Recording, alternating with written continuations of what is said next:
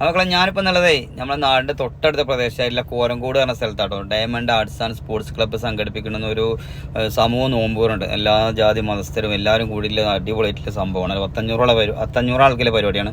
അപ്പോൾ എല്ലാവരും നല്ല ഒരുക്കങ്ങളിലാണ്.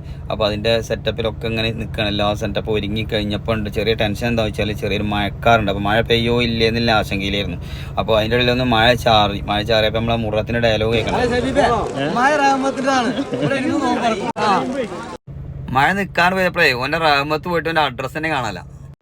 ഞാൻ എന്തോ ഭാഗത്തിന് നമ്മുടെ വണ്ടിയിൽ എന്നോ വെച്ചൊരു കുട ഉണ്ടായിരുന്നു. ആ കുട എടുത്ത് ചൂടിയോണ്ട് മഴ തന്നെ കഴിച്ചിലായി.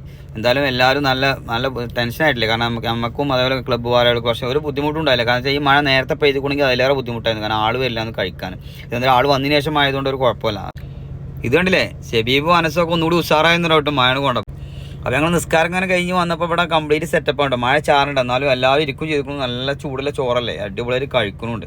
അപ്പോൾ ഞങ്ങൾ കഴിക്കണ എങ്ങനെ നോക്കുകയാണെങ്കിൽ നല്ല അടിപൊളി കൊടയിൽ ഇരുന്നിട്ട് ഇത് എവിടെയെങ്കിലും കണ്ടു ഞങ്ങൾ സെറ്റപ്പ് വേറെയാണ്. ശരിക്കും പറഞ്ഞാൽ മഴ അനുഗ്രഹിക്കുക കേട്ടോ. കാരണം വെച്ചാൽ നല്ല അടിപൊളി ബിരിയാണി ആരെ വെച്ചൊന്നും എനിക്കറിയില്ല. നല്ല സൂപ്പർ ബിരിയാണി. ഇത് പ്രൊമോഷൻ ഒന്നല്ല, പക്ഷെ ഒന്നും പറയാനില്ല.